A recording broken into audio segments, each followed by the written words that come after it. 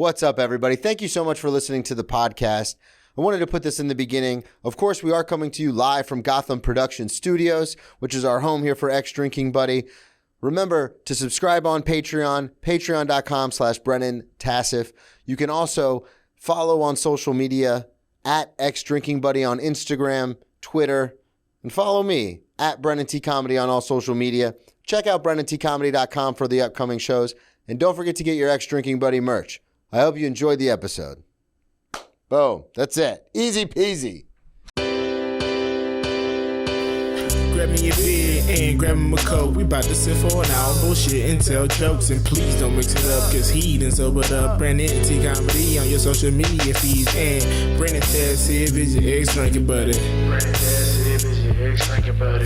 Brennan Tassif is your ex drinking buddy. Brennan Tassif is your ex drinking buddy. What is up, everybody? Welcome into another edition of Brennan Tassif is your X Drinking Buddy. I'm your host, Brennan Tassif. If you're new to the program, quick rundown on the show. I used to be everyone's favorite drinking buddy. It was my favorite thing to do, hang out with friends, get drunk, do drugs, get in all sorts of trouble, and then reminisce about those crazy stories. I am sober now, but it's still one of my favorite things to do, hang out with a guest and reminisce about the crazy old days. Most weeks I will be joined by a guest, and this week is no exception. All the way from New York City, Drew Lausch. Thank you. Thank you so much for having me. What's up? I'm just living, laughing, and loving. There you go. And ready to talk about the good old days. Yes. Yeah. So we met. I am helping produce Drew Tessier's Mostly Queer Comedy Show. Yeah. Mostly Queer Comedy Show podcast. Mm-hmm. However names work. Yeah. And you were a guest. And you and I had never met before. No. And then the stories you were telling on there, I was like, oh, you have to come on. You were like, he seems cracked. We got to get him on the podcast. Yeah, no, absolutely. You literally, I said one, you were like, I actually do a podcast about like what you do when you're fucked up. I was like, I would be perfect for that. Yeah, totally. You said one story about like walking into a bathroom and I was like, hey, Drew, can I talk to you for a second? Yeah, you took me aside. I am very aware of what happens in bathrooms. Yeah. Plug everything up front before we get too far. Okay, yeah. So at Real Drew Lausch on Instagram, at Drew Lausch on TikTok, and I will be doing Brooklyn Pitch Fest on May 17th at 7:30 p.m. at Brooklyn Comedy Club. Brooklyn Pitch Fest. What is that? So it's like a festival for it's like a festival for like execs and stuff to like pitch your stuff. Yeah. So I'm doing my 2-man musical. I'm gay. That's awesome. Yeah. So so we'll be doing that. So I feel like that's probably something I can plug right now. Absolutely. Yeah. So you said May 17th? Yes. Beautiful. Perfect. Yeah, let's get into it. Yeah. A couple of things, because you first time on the podcast, so I want the audience to kind of get to know you. Of course. It's going to be a little bit different than what we did with Drew, but it's going to be some of the overlapping themes as far as you were not from New York. No. So this is one of my favorite things in the whole world. Oh. When you said where you were actually from, I was like, liar. I know. Well, a lot of people are always like, yeah, well, so I'm originally from Fargo, North Dakota. I know, and that is kind of that's the audience reaction I get a lot too. Like when I'm on stage, and because I often start every show, I say and feel free to bleep me out or whatever. No, say whatever you want. Yeah. But I always say, hi, my name's Drew Lausch, and I'm the friendliest faggot from Fargo, North Dakota. And like people are normally like, what in the fuck is he doing here? You know what I mean? Like, yeah that's the whole thing. But did you get lost? Yeah, no, I know, legit. Well, yeah, I mean, I went to college in upstate New York, and then Where did you go to college? Ithaca College. Okay. I know Ithaca. Yeah. Great place to spend $200,000 on a musical theater degree. My brother went to Cornell, so I'm familiar with the smart Ithaca, school. Yeah, good for him. Whenever I say I went to college in Ithaca, people are always like, Cornell? And I'm like, no, like the idiot school. You could just lie and say, yeah. I should. Yeah, I absolutely should. Yeah, you're right. Like what I just did, what we were talking about before we started recording. Totally. Just be like, yeah, of course I do that. I got my BA in science, and then somehow I made it my way into comedy. BA in science. Yeah. My bachelor's of arts. Art in science. Yeah. I got my... It was artistic science. It was like I was like mixing different chemicals to make art. Rainbows. Yeah. So you are growing up in North Dakota. Yeah. What prompts you to decide to go to college in New York? And this is a question I ask a lot of my guests because I grew up in the South. I grew up in Florida, and there are a lot of public universities that are actually really good schools. Yeah. So whenever people tell me that they went out of state for college, it always blows my mind. The listeners are sick of hearing about it, but what prompts you to be like a senior in high school and go, I'm going to go to, you're not like, boy, oh boy, I'm going to the big city. I'm going to NYU. You're going to Ithaca, New York. Yeah. I mean, I think I was doing like community theater all my life. I also sort of knew like Fargo probably wasn't the spot for me. If you can tell by my voice, my hair, my skin, my nails, or my teeth, like it just wasn't really, you know, and it wasn't the vibe. My parents were also very much like, they were both born and raised in North Dakota, but they lived, my mom lived kind of elsewhere, but they were just very much like, North Dakota is a great place to raise a family and it's safe and like, you know, whatever, all of that. But they were like, that's nothing I'm looking for. Well, I know. I was like, I want to, you know, I want to suck and fuck my way to the top. But I was kind of like, I was so crass. I'm sorry. But they were just very much like, very much instilled travel in us. They were like, the world's a big, bright, beautiful place and you should definitely check it out. Yeah. So they always knew. And then when I wanted to, God, and it just pains me every time I say this, but when I was like, I'm going to study musical theater for college, it was kind of like, I mean, this is going to shock you. North Dakota doesn't have the best program for musical theater. Really? The Cowboys don't have a... I know. The cornstalk. I will say my high school mascot was literally a spud. Like a potato. Yeah. Oh, I'm sorry. No, I just wanted to clarify if you didn't know what a spud was. And your listeners. But no, I just mean it's like, it's kind of Hickville in the best ways possible. Not really, though. I don't know why I'm trying to defend like North Dakota's honor right now on this podcast. You worked for like a decade. And you're like, no, but it's great. I love it. I love it so much. I know. I'm like, I'm never going back, but I love it. It's the best. Yeah. And if I ever run for office in North Dakota, please vote.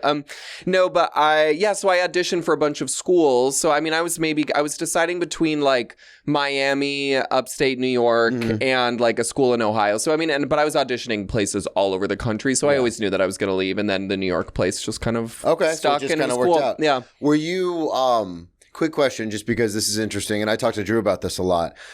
Growing up in North Dakota, I'm sure it's more of a red-leaning conservative sort of state. Were you out at this point by the time you were like, I'm going to college? You know, I mean, I was tap dancing from an early age, so people knew something tricky was kind of going on with me.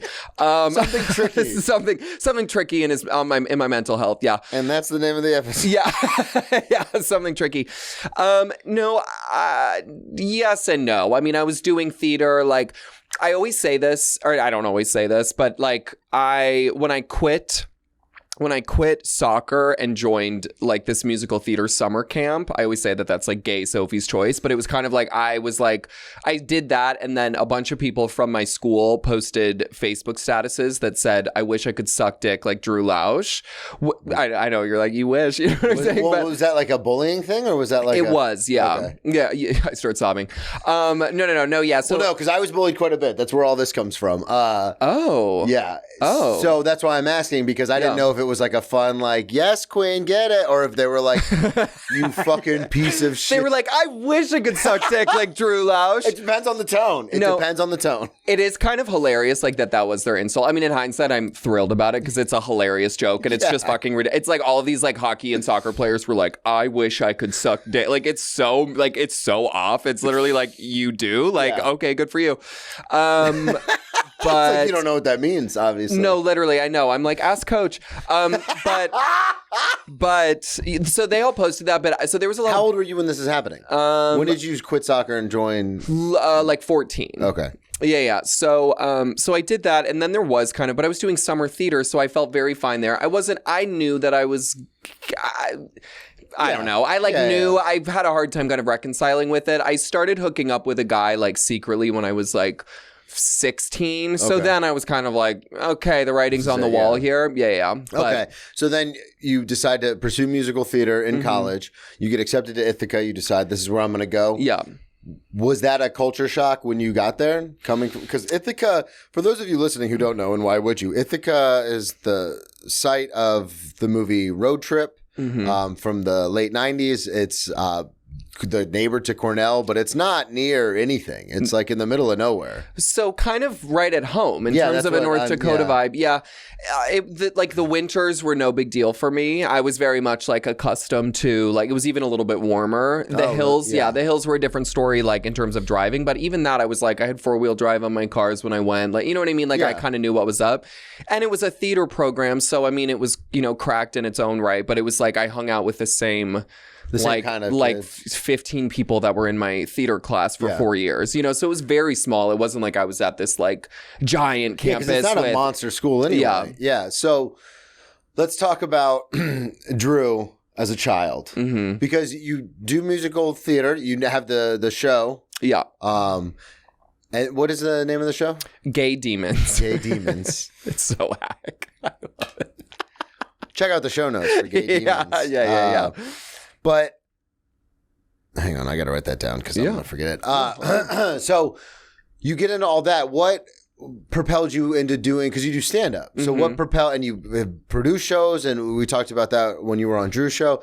What propelled you into doing that? Was it, because I've had a lot of people on who do stand-up now, and it was either improv or something else. And when I was a kid, I was just obsessed with stand-up. So I was like, no, that's what I want to do. So I didn't have any other paths to get into stand-up. I just loved stand-up. Yeah. So for you doing musical theater, when did you go to your first open? Like, what was the mindset to get into comedy? Totally. So musical theater college was a really interesting experience. I ended up I was kicked out my sophomore year. Okay. Because they thought I was like, I probably had authority issues. But also theater programs are weird. They're very culty. If you don't like drink the like juice, the teacher doesn't like you. It's just like a very interesting experience. So I was having like a bit of a, I don't know, like a love-hate relationship with like musical theater as a whole. I was kicked out because they thought I was a bitch. Then they got me back in, but then I was kind of like, who got you back in?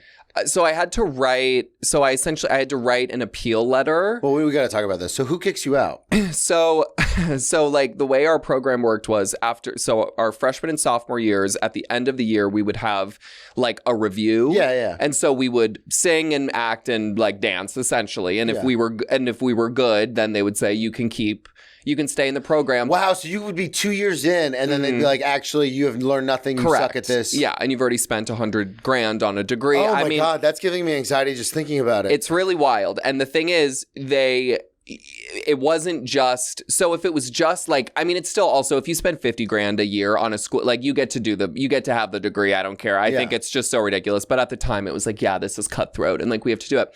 But they can cut people. So mine was like, so they were like, Drew has an attitude problem. Okay. That was kind of, so it had nothing to do with your talent. It was just like, he's not meshing with the I mean, I'm sure someone thought I was untalented. It's not what it is. But I'd already been kind of working as like, I'd been working at some regional houses and whatever. So I was kind of like, I'm like already doing this. So how are you going to kick me out of the school kind of?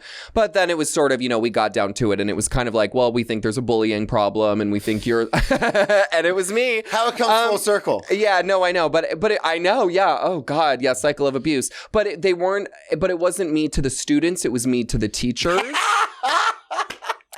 Genuinely, like because I was pretty, not that I'm trying to toot my own horn, but I felt pretty well liked by my class. Beep, beep. I hoot hoot, yeah, no, totally. But I was kind of like, I think like I was the girl at parties that was like, here's a tequila shot, like let's we're like having a good time. Yeah. I was never, I just was always whatever. And then they were like, no, we just like, it's to the teachers. You can be very disrespectful, but also disrespectful in that regard was like, I don't really get this. Like, can you explain? You know what I'm saying? I was never like asking fuck questions you, Susanna. You know what I mean? It's like you ask questions and they're like, just do it the way we wrote it. And you're like, yeah, but I don't understand. And they're like, right. Well, and we were doing, just acting school in general. It's just like it's just so fucking ridiculous. And it's acting like stand up where it's just like, you can just go out and do it. Like you don't have to go to school for it. I mean, if I could do it over, I wouldn't go to school. I would just move to New York and or LA and start hustling. Yeah. But okay, wow, that was really long-winded. Okay, but I got into stand-up. So at the end of my senior year, so I was kind of like, wait, how did you get back in? I'm sorry, we're gonna keep on this long-winded train. No, I love it.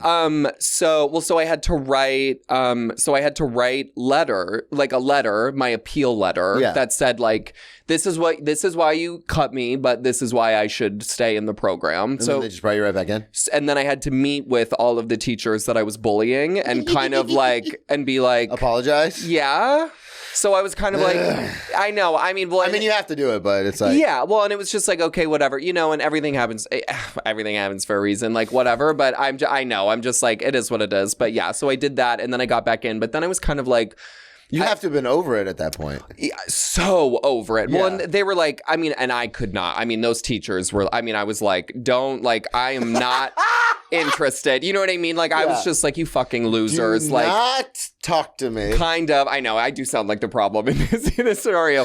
Well, no, it makes sense though, because like I work at a corporate restaurant, and so it's interesting because there's like an appeal process if they try and fire you and stuff. And in my head, I'm always like, if it comes to that, I'm just gonna be like, no, I'll just go somewhere else. Like, thanks, but no thanks. Like, I'm not gonna like fight tooth and nail to keep this. Like, No. I'll just go somewhere else. Well, and that's the thing. Like, now if that were to happen, I'd be like, well, fuck y'all Yeah. on the way out. Like, I don't give a shit. You know what I mean? but at as the like a time, 19-year, 20-year-old, you're like, wait, you can't take my school from well, me. and I'm calling my parents. Like, I guess I got kicked out of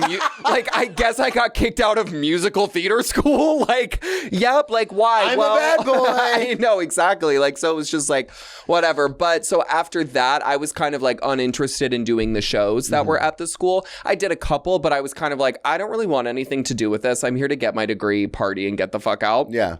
So then at the end of my senior year, instead of like being cast in the show, my friend was really interested in doing drag.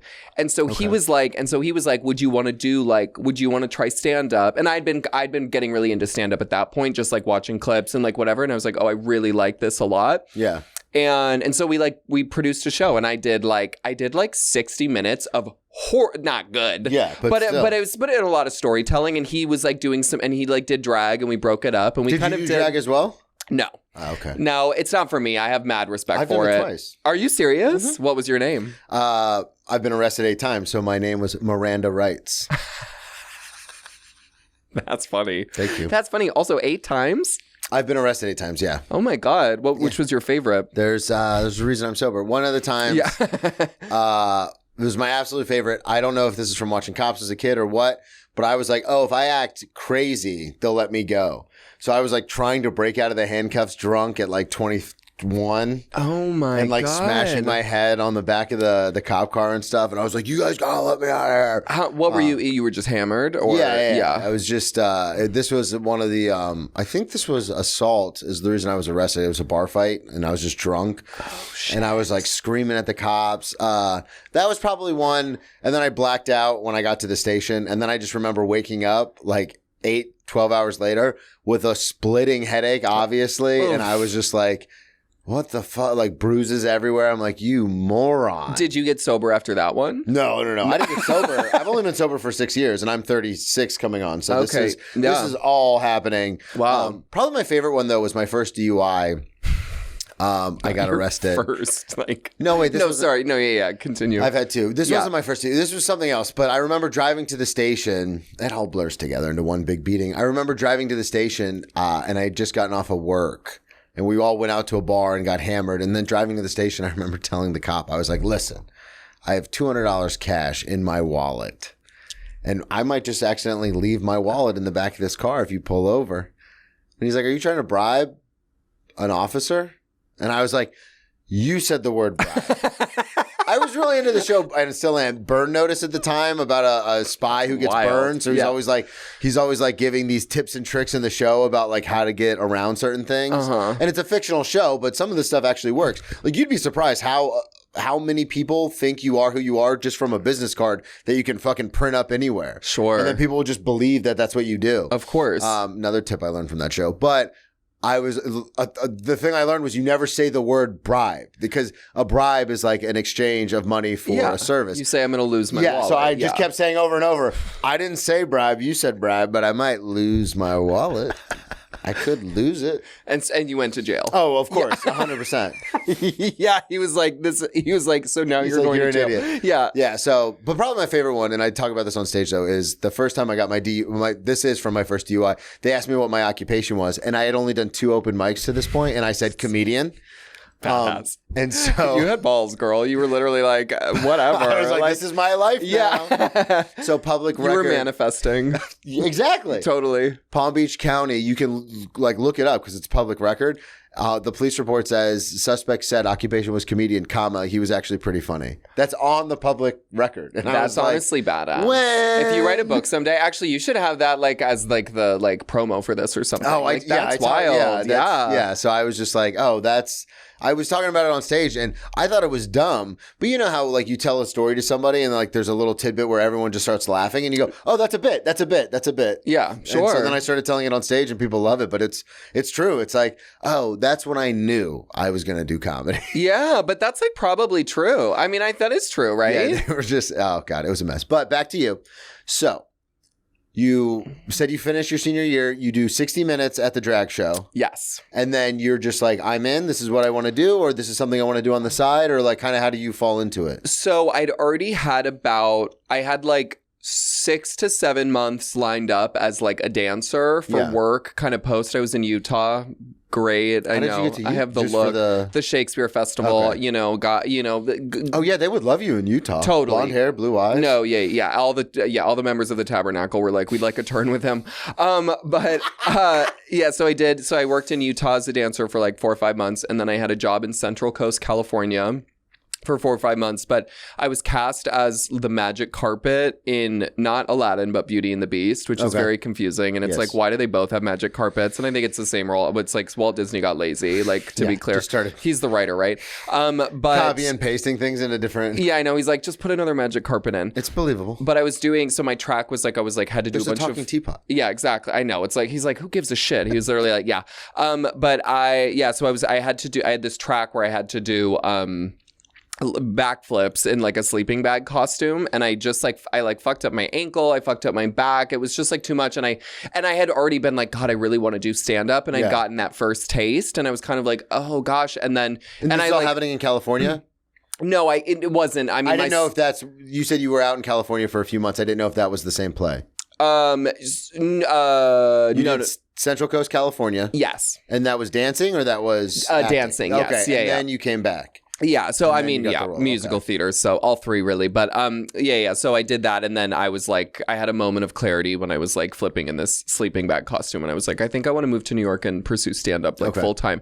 So I got to New York, took like 2 like stand-up classes just to like keep myself accountable for writing. When is this? Wait, how long ago?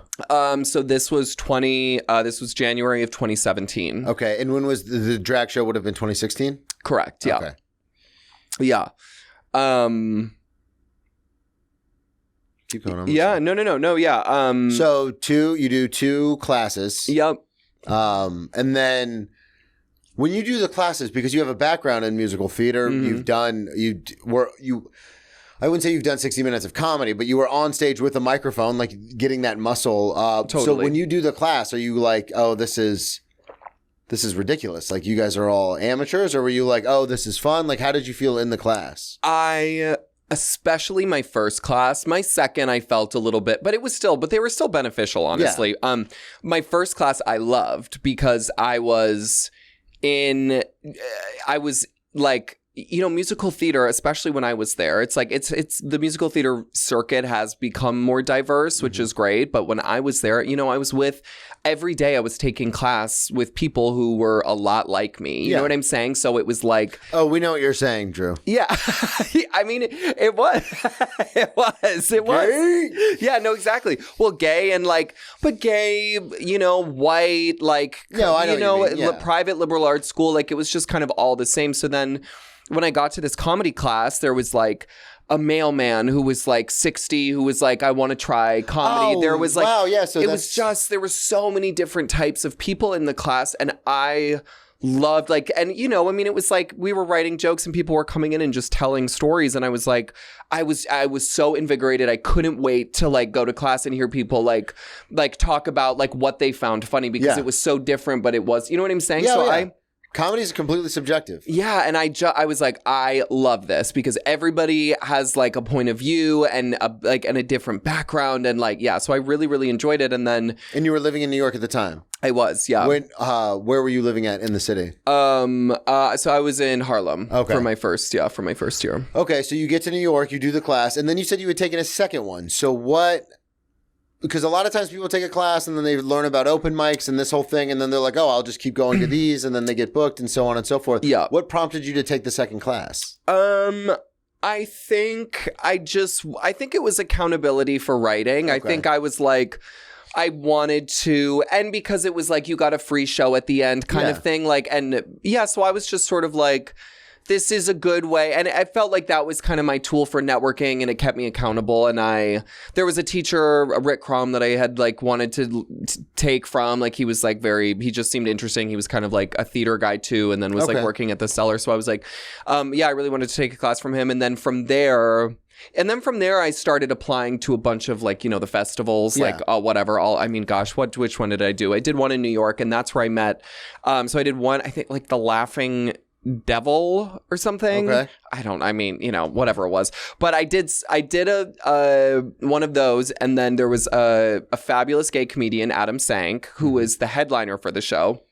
And I was in the festival, and that was like a big deal. You know what I mean? You got in the festival. Totally, yes. Yeah. And so I had my shows. Yeah, and it was my first one, and so it was whatever. And I did okay. Like that show I did like well there. I bombed like one time. I had this horrible joke about cat AIDS. I was like, Jesus. And I was like, this is going to kill, and people were like. You write something, this is going to change the face of comedy. This will change the landscape. And it's about cat AIDS. Yeah, no. And they're like, and the audience looked at me like, what in the living fuck is this? But I've had so many of those where as I'm writing it, I'm like, I'm a genius. And then I get on stage and everyone's like, the fuck are you talking about? Well, there's not, and I had not really, and when you're starting comedy, you just feel like there's kind of there's a manic energy to you, and like you do well once and you're like, I'm never going to bomb. Like, you just like have that confidence. That happens sometimes now because I've been in comedy for so long, and I'll have like decent set, good set, great set, decent set. And I'm like, oh, well, this whole like bombing thing's out though. Like, I'm just going to keep like the lowest I'll go is like a decent set where people go, hey, good set.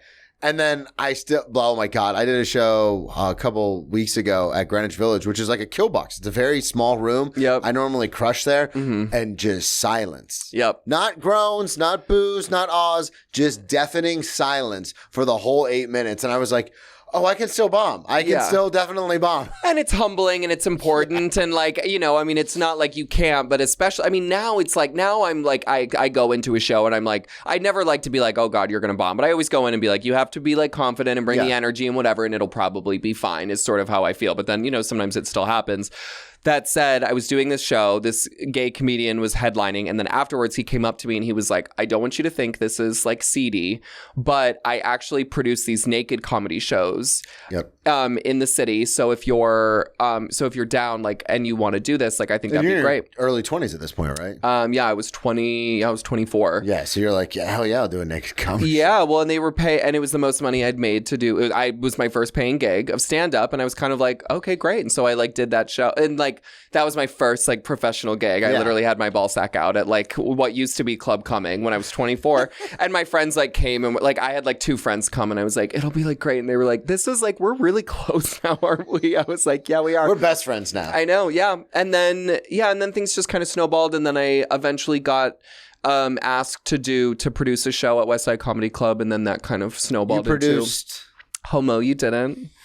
I just wanted you to say profound title. Homo, You Didn't. Yep. So I did that, and that was like a queer show, and then I did a brunch show on top of that at West Side, Bottomless. Yep. And then that eventually divulged into House Party, which is where I started working with my good friend Zach Teague, and he was also a musical theater. Excuse me, I just keep smacking this.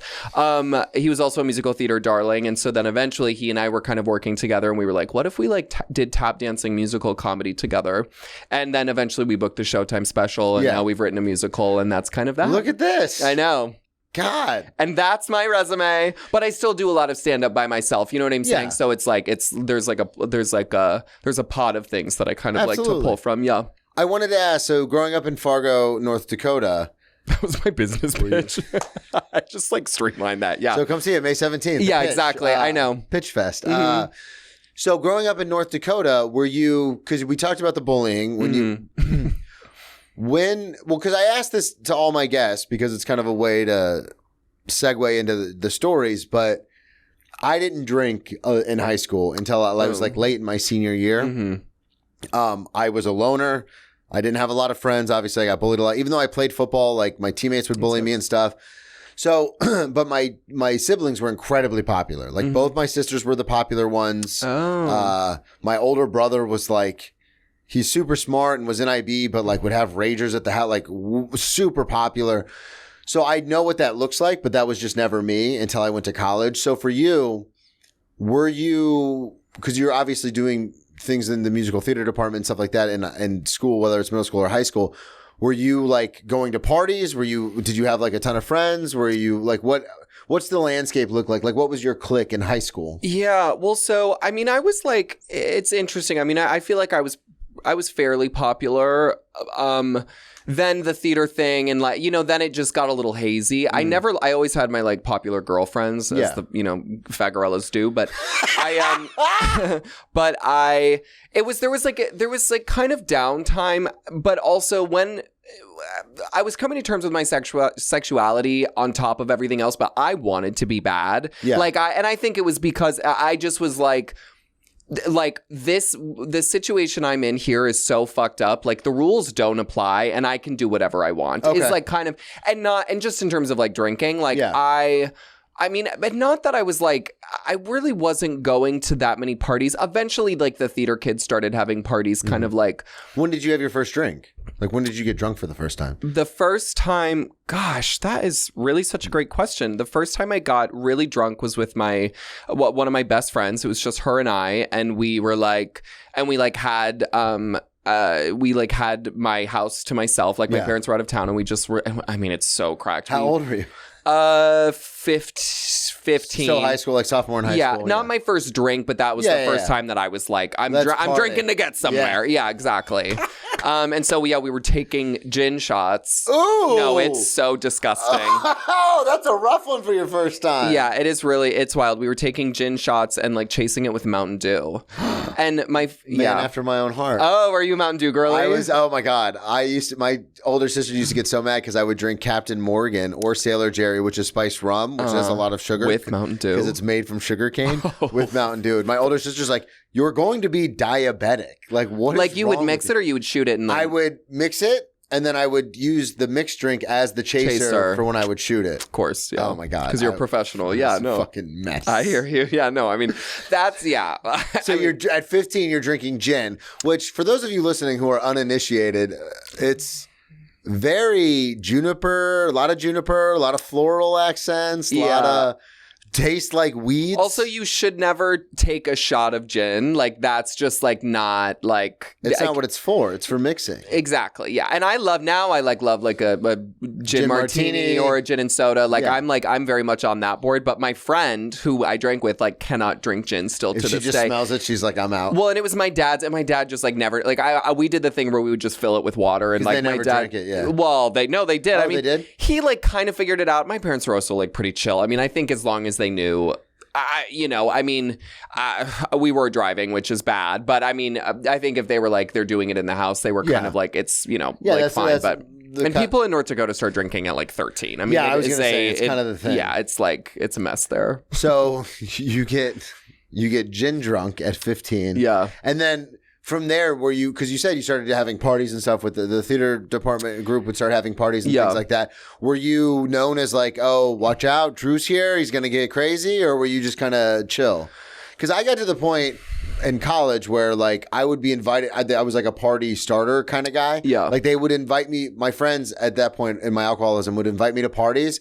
Especially if they had like work friends over or something, because I'd be the guy like, hey, let's do a shot. Let's do a shot. We should all do shots. Let's do shots. And I'd get everybody kind of loosened up. Totally. But like I would be doing a shot with like so these people would be doing like one or two, but I'm doing them with everybody. So I'm doing like 8 to 10. Yeah. So then they would be like, all right, Brennan, time to go downstairs. And they would put me in their spare room and just turn the TV on with my bottle and I would just pass out. No, I loved it because I like to be alone. So I'd just be like, as long as sounds romantic. Yeah. As long as I have my bottle, I'm good. Right. And I would like a baby with their baba and I would just pass out. Totally. So I say that to say like I had a reputation of like, oh, Brennan's here.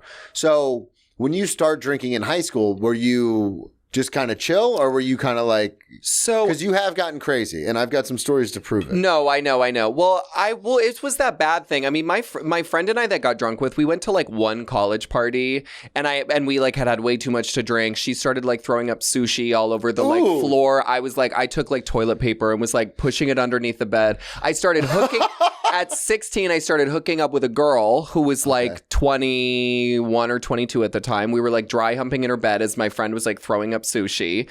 I eventually like woke up. This was like probably the craziest party that I like went to in high school. Like when we did the theater things, like they got wild. I mean, God, I was really hooking up with girls, which is absolutely hysterical. But it was like we would go to someone's lake house, or we would go and it would be contained chaos. Yeah. Like it would get wild and we would get fun. And I was known. I mean, I think in college, I was definitely, I definitely had a reputation like Drew's going to come and bring tequila and he's like down. Yeah. I mean, college was a bit mess. I mean, college was messy, but by the time I was like in my senior year, I was like getting fucked up, but I wasn't like the most fucked up. Yeah. Like I was like, we got to escape this somehow, but I wasn't like, you know what I mean? Like freshman and sophomore year, it felt like I had something to prove. And then when we were in London, we studied abroad in London. Like I was definitely like, oh, this is like a big, bright, beautiful world. And so I was like, consistently partying, but I mean, also, if you asked all of them, they'd probably be like, Drew was fucking wild. Yeah. Like, I mean, yeah, I don't know. But, yeah. Oh, man. Well, I wanted to talk because you did send me quite a few stories, and these all are very, very good. So, the 18-plus club. Yes. So when was this? So I was set the scene. Totally. So I was 20 years old. And my friend and I were going to Boston for like a couple of like they had like these auditions for random like theaters that you could go to. And this is why you're in Ithaca. Correct. Okay. Yeah. So we like drove. We took like a trip. We like got a hotel room to like go and audition at these places. But so we're going out, and I was like, but we were out in Boston, and it was like, what are we going to do? What are we going to do? Big, and we'd already been world. Exactly. And we brought like. Part of us was like, should we try to get into a club? But we were like too chicken shit to do like a regular club. And then you brought fake IDs? We didn't. No. Okay. I was like, I'm gonna charm them. Like I have no idea what the fuck I was like I was gonna do. Have you seen these eyes? Yeah. No, I know. Literally, they were like, you look 12. Get the fuck out of here. But but my friend and I had brought like booze from that someone had. So we were like, so we can like party and like whatever. But we But so then we were like, did some Googling, and I was like, well, there's this like 18 plus club, and it's like a dancing night and whatever, and mind you, a lot of older people go to 18 plus clubs, which was news to me. I mean, I had no idea what the vibe was going to be, but. That happens in Florida a lot. They call them, when I was in high school, they would call them teen nights, and it was 17 and up. But it was like 7. That sounds like Florida. Yeah. They're like teen night. In Florida, I don't know why they did it, but it was like 17. You didn't have to be 18, I remember. Yeah. And I don't know if it was like 16 to 18 or if it like what the barrier was. But I remember that there would be people there that like knew the bouncer and would come in, and they were like in their 20s, and you were like, oh, this is creepy. Yeah, it sounds very creepy. Or like people would come back from college, so they would be like 19, 20. Yeah. But like some of their friends from like, if I'm a sophomore and you're a senior, but we're best friends, you go away to college, but then you come back. It's like, oh, well, let's do this because I'm only 17, 18. Right. So then they would come with their friends, and you're like, aren't you a sophomore in college? Like, why are you here? Yeah, it does sound. I know. Well, if it was just for 16 to 18, then that's a different story. But like that's when like a 37 or however old they were, I'm like.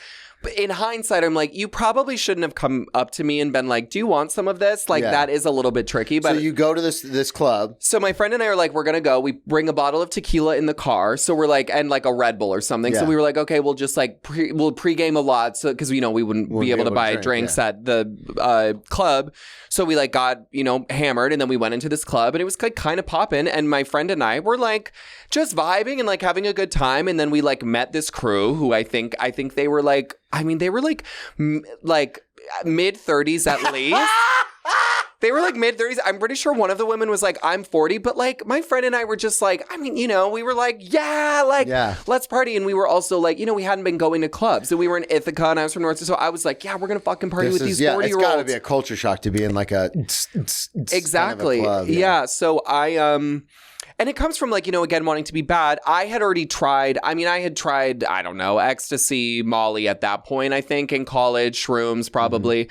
And so like. Oh, we're going to get to the Molly one. Yeah. So I was like, so whatever. So we were like chatting, blah, blah, blah. And then eventually we were dancing with this crew, and then eventually one of the guys comes up to me and he literally just says, and I'd been saying like, I've done Molly, you know, I was like, I'm a really mature 20-year-old. Like I've done a lot, but he came up to me and he was like, hey, do you want to split this tab of ecstasy with me?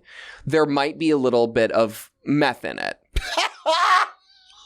And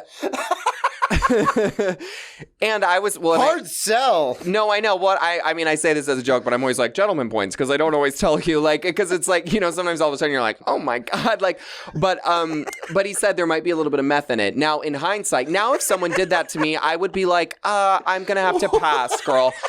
But I was 20 and I was dating a guy at the time, and you know, God, you just do weird shit. But I was like, oh my God, like, and we just had a weird relationship. But I was like, I was kind of that girl that like I wanted to be really bad, and then I wanted someone to like take care of me. Like, I'm very familiar with that. Exactly, yeah. So I was like, I'm gonna do meth, and my boyfriend's gonna like come and pick. He's gonna drive 6 hours to Boston and come get me. Spoiler alert, he did not. But like, but I was like, oh, I'm just going to be bad. So I was like, whatever. But even before and this is a true story. And it's like, as I've gotten older, I'm like, this is so wild. So he said there might be meth in it. Mm-hmm. And I think I was like, oh, I don't know. And I think my friend was like, I'm not doing that. Drew, I don't know if this is like maybe the right call, but I was just like, I don't give a shit. And I just, you know, was unafraid, I guess. But he then said, he said, I really need to do this tonight because my girlfriend died of a heroin overdose yesterday. And this is and I will never forget it because it was so wild. Mind you, I had no issue being like, oh, I can't let you do it alone. Of course. So he pours, so he pours it in my hand. It was like a powder of sorts. So I think it was cut with meth. I don't really know, whatever. which so that makes it all better. That's why he has a BA in science. Exactly. I know, that's what I was learning. But yeah, so I take this meth, and then I had a really fabulous night, honestly, until like the car ride home. There's always an until with this stuff. Well, I'd taken Molly before. I just had never. I'd never had meth before, so oopsie doopsie whoopsie poo. But I just felt horrible. Like I was like, even like on the car ride home, like from the club, like I don't think I'd taken a shit ton, or you know, I'd taken enough to really feel it. I chewed through my mouth the whole thing, but I like was like sobbing. Like I just had the worst come down. And the next day I was like, I've never, and because I'd done Molly before, I was like, I think when he said there was a little bit of meth, I think that that was the main character of that story. Definitely stole the show. Yeah, no, for sure. Yeah. And had me walking, talking, and dancing. Yeah. What he meant to say was, this is meth cut with a little bit of Molly. That's what he meant to say. Is that not so wild that like a 35 plus would come up to a 20-year-old and be like, you should just take this, and it was meth. You should take some meth. But if he's watching, like, I miss you, like, why don't you call me back? No, yeah. Oh my God. Yeah, wild, right? That's insane. Yeah. And then you end up getting home and you're here now, so everything worked out. Yeah, no, it was. Well, and I, you know, yeah. The friend that you went with, was he just out of his mind? She... Was she just out of her mind, like in the car ride back when you're like freaking out and sobbing and stuff? She was like pretty calm, to be honest. I mean, I think she was the same friend that you were. This is the same friend that was throwing up sushi, or no? Different. Sorry, that was like one was in Fargo, and this is like now like a college friend. But no, I mean, she was pretty chill. I mean, she was hammered driving us home, again, to be 20. I mean, it was so, I mean, we were so irresponsible. Seriously, don't drink and drive. I don't say that to glamorize it, but we were. It comes up a lot on the show. You'd be surprised. I know. Well, but it's a show called Ex-Drinking Buddy. I know. I'm really a good girl. Not, besides the meth and the drunk driving, I was really like, I was fine. But she drove us home, and I think she was so hammered that she was like, I need to focus so Drew can shit his pants next to me, and like, we'll deal with it tomorrow. But then the next day she was, but I was like fine-ish the next day. I was just really depressed because all of the serotonin was leaving my system, and she was kind of like, oh, and then we were sort of like, yeah, so I did meth in Boston at an 18+ club, like what you know, what a ride. Fun story for a podcast one day. I know, and it is. So you had mentioned Molly. Yeah. And you've done Molly a few times. Yes. Because you had 2 stories on here. You can tell by my face. Yeah. Well, totally. You had a couple of stories on here about Molly. Yeah. Molly in Texas. What was that about? So How old is that? Yeah. It was. So that 20, same year. Great year. 20 was a great year. But I was doing a gig in Fort Worth, Texas, which is kind of the gay mecca. Oh, is it? No, I'm kidding. No, it's not. No, it's Fort Worth. But I'd never been. I was like, wait, what? Yeah, I know you were like, interesting. I know you're like taking a note. I'm like, don't tell your gay, like, I'm sure you have a big gay audience, but I was like, don't tell them to go to Fort Worth. But it was the first time I could go to gay bars. There was a person in my cast who had the same birthday party as me. So I finally got a fake ID because he had 2 or something. So he like sold it to me for like $50. And then a couple years older and then just sold it to you. Yeah. I think he was like 30 and I was, but he had blonde hair, like blue eyes, like it worked. Like, people were probably, I used it in Fargo one time and the guy looked at it and was just like, whatever. Like, it looked fake. I say this all the time. I work in restaurants. If someone has the balls to show me an ID in the date, I'm like, I'm not a cop. Like, I'm not going to be like, this is fake. I'm just like, okay, cool. Dates match. I know. And if it scans, it's like, what fucking ever. Like, what do you, and I think the drinking age should be 18. Like, that's a whole other story. Yeah. But I was in Fort Worth. I was doing a show and I had a fake ID. So we were going out I was like going to gay bars for the very first time. And in Fort Worth, progressive. Yeah, the Rainbow Lounge. Shout out. I know, nickname for my asshole. But but we ended up going to Dallas, Texas, the gayborhood. Okay. And so we were like going out. There was a guy that I'd been like, that I was kind of interested in. I'd like given him a hand job on the dance floor the weekend prior. So I was like, he's the one. So this isn't the boyfriend? No. We'd broken up, shockingly. I know. Isn't that wild after you? Much is happening in this year of 20. I was a busy bee. But yeah, so we're at this place and I was like, oh, like tonight, and he lived in Texas. So I was like, oh, I'm going to go home with him. So the group of friends that I was with, we went out, but we were living in Fort Worth and Dallas. So it's like a 50 minute drive. So like, and we'd all taken Molly that night. And so we were just like, great, like whatever. And I felt, much safer than methy night, but so we'd all taken Molly and like, I was hooking up with this guy on the dance floor and my friend that had driven us sober. So that was good. I'd learned a little something. Yeah. Was like, came up to me, it was probably like 3-4 in the morning and was like, hey, I'm bringing the boys home. Like, are you going home with this guy or do you want to come with me? And I was like, no. Like, he's the love of my life. Like, did you ask him? If I could go. Hey, were you like, hey, can I come home? Well, with you? not before my ride left. That's what. So I fumbled the bag a little bit, but we'd been making out all night. We'd been texting and I was like, yeah, like this is going to work out. So I was just like, no, go. Like, I'm getting married. Like, it's fine. So I go up to this. So then I like find my, my prince again. And I'm like, hey, like, so like, where are we going tonight? Like, whatever. And he was like, and I was like, can I crash with you? Like, obviously I want to hook up and blah, blah, blah. And he was like, well, I actually live with my parents. I know. And I was like, well, that's fun. Yeah, let's salt burn this up. Like, let's, orgy. Yeah. Just kidding. Don't. That's like so crass. But I'm like, I wanted to fuck his parents too. I didn't. But so he was like, I can't tonight. And I was like, okay. So then I'm in, and then he was Are like, you panicking? Yeah, well, I'm rolling. I'd had about 3 Everclear slushies, which I don't know if you ever partook when you were. Oh, yeah. And yeah. So, and they were like a thing in Texas. So I was like, oh my God, this is a gas, like whatever. So I was like, would you buy me one more Everclear slushie? He was like, no. I was like, okay, bye. So he left. Oh my God, don't just steamroll over that. That's such a, so he says no. Yeah. And then you ask him to buy you another drink. He says no. Well, he was like leaving, yeah. But this is your prince. I know. Well, it really came crashing down. I mean, I was like, wow, I ended up fucking a different dude that summer. So it all works out. But. Oh, that's heartbreaking to me, though. To be like, oh my God, we're like totally. No, leave. I am so in there like swimwear, baby. I know. Well, and I was fresh off that breakup too. And that guy and I had dated like on and off for like 2 years, like year and a half. So it was and then this guy was just like, no, I'm out. Bye. Yeah. I mean, he was kind about it, but he was like, no, like I can't. And I was just like, wow, well, I really should have like planned this better. So then I was at this club. He leaves and I'm at this club and I'm like, alrighty, well, what in the fuck? And I'm rolling. So that obviously, and I'm hammered. So it's just like, so then a different person from my cast who also lives in Texas ends up being at the club. Oh, and I'm like, oh my God, like, please, can I stay with you tonight? Like, I'm stranded, like, whatever. And he was like, well, I'm not staying at my place tonight, but I'm actually staying at my friend's who's like, he's like a drag makeup artist / like party promoter. And you can crash with me there. And I was like, okay, great. And he was like, his name is Sweet Mike.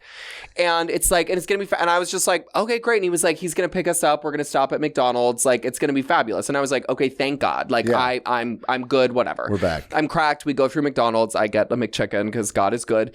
Then we drive to this guy's place. We drive to this guy's place. Sweet Mike's. Yeah, Sweet Mike's. I arrive. He hands me a pink Speedo and is like, this is what you're going to be wearing tomorrow for the party. And I was like, okay. And my friend had said, like, so to stay here, we're just going to have to, like, work this party tomorrow. Okay. And I was like, okay, like, what do you mean? And he was like, we'll just, like, pass out drinks, but it's honestly, we can, like, day drink. Like, it'll just, and so I was kind of like, okay, whatever. It'll be a wild time. We'll be partying, yeah. So he hands me this, like, pink Speedo, and I'm like, okay. And again, I'm cracked, but I'm like, this is, like, a little weird. It's going to be, like 6 a.m. at this point. Yeah, it's, like, 5. Yeah, I mean, it's, like, 5, 6, and I'm just feeling a little uncomfortable. Like, and in actuality, I think it would have been like fine, but I was just a little cracked. So anyway, he hands me this video. He's like, this is what you're gonna wear tomorrow.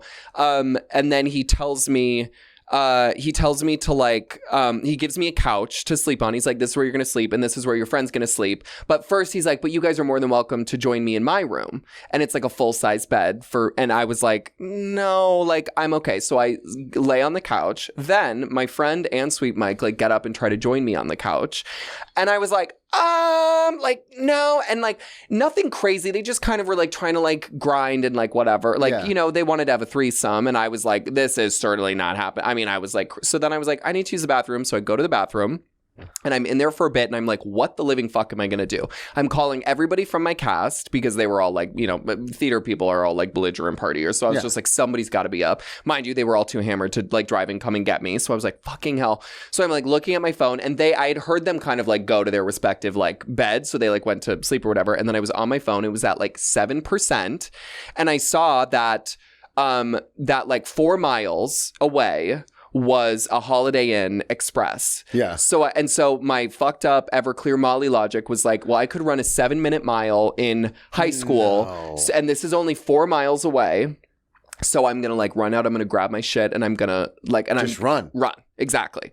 So I go out, the friend is asleep, Sweet Mike's in his room and I grab all my shit and I like sneak out. It ended up being like a gated like community, like it was an apartment complex in a gated community. Yeah. So and I'm fucked. And I'm just like, I have like whatever my... This is like a prison break. Literally. So I climb over, so I'm climbing these fences. So I get over these fences and I only have like 7% on my phone and I'm like, what the fuck? But I know that this like highway leads like directly to this hotel. Once you get to this highway, you can just walk. Exactly. So I get to this highway and I take off sprinting down this fucking highway, like for I mean, and obviously I had to take breaks. I'm not, you know, I ain't no hero. So again, I see this green Holiday Inn Express in the distance and I'm like, thank God. It's like the sun's rising. I'm like, oh, and I look like whatever. Yeah, death. So I show up and I'm like, please, like, I mean, they probably thought I don't know what they thought I was, but I was like, can I please have a room? Like for like, I'll check out at 11. I just like, I need to crash. I need to shower. Yeah, exactly.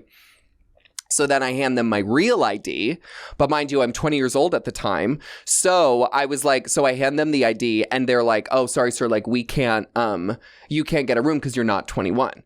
So then I take and I was like, oh, that's the wrong one. I hand them the fake ID. They're like, this isn't you fucking idiot. So I was like, okay, whatever. So I'm in a lobby of a Holiday Inn Express, if you can call it a lobby. And I'm like, what the living fuck am I going to do? And I'm like, do I call my parent? You know what I mean? I was just like, what? Like spiraling. Yeah, exactly. I'm like, can my parents like get the hotel for me over the phone? And then whatever, you know, and then I went up to the concierge at the Holiday Inn Express. God, I mean, yeah, I'm really giving them a budget. And I was like, do you have a cab service? That would come and pick me and drive me to Fort Worth, which was like a 50-minute drive at this point. And they were like, totally. So then this lovely, lovely man shows up in like a black SUV and like picks me up and he has like this like random radio station on and he drives me all the way back and he was like, are you okay? Like, did you have a good night? And I was like, I'm just like a little like whatever. Yeah. And so I finally got back to where I was staying and I tried the pink Speedo on for my like, oh, you took the pink Speedo? Yeah, of course. Yeah, of course. Yeah, it was for me. How, this is because you're in college, you're that age, you're partying and stuff. At any point when like you call the cab service, are you like, I don't know, like did you have you were okay to like pay for it and everything? I had my wallet. Yeah. Okay. Yeah, so I mean, it sucked, and I was making pretty good money. So I mean, but it was like, you know, it was like $150 drive. Yeah, so that's not, well, it's actually not terrible because there are times I've been in New York and I like want to get to my apartment on the Upper East Side. Yeah, and it's $150, and I'm like, that's 3 miles. Yeah, I know, and you're like, I'm a block away. Like, how is this happening? No, yeah. No, I mean, I was lucky in that regard, but I mean, I'm like, because I used to get so panicked when I would like. There was one time I remember I fell asleep outside of a liquor store at like 7 a.m. I woke up in a strange house. Yeah, you know that old tale. course, Tale as yeah. old as time. Mm-hmm. And I just found my shoes. Like I blacked out on the couch. I woke up on the couch and like everyone was asleep. It's a long story how I got there. I think I've told it before so the listeners know, but I shouldn't have been there. Yeah. And so I went and got my shoes. Or no, I got flip-flops that were not mine. I thought they were mine. They were not mine. Classic, They yeah. were the young ladies. So they were way too small, but I was so fucked up. I was just like, I have to get out of here. Yeah. So I just started walking. And it was in this neighborhood. And I was like, well, we were at a house party near campus. So I was like, I'll just keep walking and then I'll find something that looks familiar. I was walking the opposite way. Yeah. So instead of walking towards campus, I was walking away from campus. And I hadn't been at the school for very long, so I didn't recognize anything. Yeah. And I passed out in front of a liquor store because it was like when the liquor store opens at 10, Because you were home. Yeah. I'll just get something, hair of the dog, and I'll figure it out. Right. And then a cop shows up. And he was like, what are you doing? And I was like, long night. I'm lost. I have no idea where I am. And my only saving grace was I had like $50 cash in my wallet. And I was like, I've got $50. And he's like, I'll call you a cab. And the cab was like, oh, yeah, it's only $20 to get to where you're going. And I was like, oh, thank God. See, and yeah. That's the thing. It puts me in a real state of panic. Like just even hearing stories where people are like, oh, I was stranded. Because it's like, oh, especially today with surge pricing and stuff, it's like if you don't have $300, you're not getting home. Well, and had I lost my wallet, I mean, Yeah, like, you know what I'm would've been- saying? yeah, like it's my like- phone was dead. Like the hotel let me charge my phone and stuff. So it's like I figured it out. But it's like, I mean, also in hindsight, now would you ever catch me running 4 miles down a highway in Texas? To a It's hotel? wild. Yeah, to a Holiday Inn Express. Yeah. God, yeah. Yeah, that's the worst part of the story. I was like, on top of everything else, I'm going to stay in this shithole. This is so Madrian. I know. Yeah. Yeah. So you've done Molly at a Cash Cash concert as well. Yes, I have. Yeah. There was like kind of I mean, I don't know. Did you have a Molly phase? I kind of did. There was a lot of silent raves when I was like 20, I don't know, 26, 27. So I feel like that was the vibe. It's interesting now. I mean, I feel like I just don't partake as much as I used to. It has to be an occasion. There has to be a something. Well, but we're it's older like now, yeah. Exactly. It's like because I'm not saying like, you know, obviously I'm not sober and like I'll partake in the things that I wish, but like it's like I used to do like acid once a month with friends, and like that was like. Was that like a tradition? Like we would like we'd paint, we'd talk, you know. But now I'm like, I can't, like I'm too anxious, like I can't. You know what I'm saying? Like like there's no chance. But yeah, there was one time I did. Please tell me this is when you were 20. Molly at a Cash Cash concert? Yeah. No. This was late. No, I was more advanced. No, I would have been like 20. You just shoved everything in there. 25. Okay. I think. So you've had some experiences. You've grown as a person. Yeah, this one I didn't feel. Yeah, like the other ones when I was younger, like, and even like me, I mean, you know, some of them it's like there's reckless and then there's like kind of scary fun. Like, Texas, I was scared. Yeah. I was like, I'm running on a highway. I am lost. You know what I mean? Like, I was like, this is like, it was hilarious eventually. But when I got to my bed, I was like, wow, thank God you're alive. But like in the moment, I was like, you are a fucking idiot. Yeah, like, how did you get here? Yeah. I've had so many of those moments where you're in it and you're like, you could have just gone right instead of left. Like, why are we here? Could have gone home. You could have got the ride. You could have said, yep. You could have taken Tylenol, went to bed. Like, you could have showered. Like, there's so many things. But so many times when it's like, you didn't have to take the extra drink. You didn't have to do the last shot. You didn't have to. Exactly. And you would have been so much better for it and not running down a highway. And I'm waking up in a jail cell like, you had to do the extra. You're bribing a cop. Yeah. No, exactly. I lost my wallet. I was not bribing anybody. Or sure, excuse me. Yeah, no, I know you're clumsy with your wallet. Yeah. Oh yeah, no. So I went to a Cash Cash concert, which is like it's like the whitest EDM music you've ever heard. I mean, that's kind of the vibe. They have a song with BB Rexa that I really liked. Whatever. So we took Molly and we were like really. This is in New York. Yeah. So me and 3 other friends went, and we had a really lovely time. We were drinking too, but the Molly just had me so up. And I know you know this feeling, girl, but it's like I didn't want to go home. I was like, I'm way too lit. I'm like, I want to. So the concert's a great time. Definitely. But you're just like, I'm not going home. We closed down the venue. I mean, it's like me and my like one friend, like my, and we're like, yeah, like we're just like loving it. And they're like, okay, it's like, it was probably like 2 a.m., but it was a weekday. Yeah. So, in New York doesn't like, so we were like, where can we go? Where can we go? And my friend that I was with had just gone through a breakup that was, pretty profound for him. So he, was kind of going to the old haunts, but he was like, I know a place we can go. And I was like, okay, great. Like, I want to like party. Mind you, I wanted to go and like, I wanted to go sit at a dive bar and like, you know what I mean? That was kind of what I wanted to do. And he was like, well, I know this bathhouse we can go to. Totally different vibe. Totally different vibe, but I'd never been. And I was like, you know, I want to be a well-rounded queer person. And to be well-rounded, you have to go to a bathhouse while you're cracked.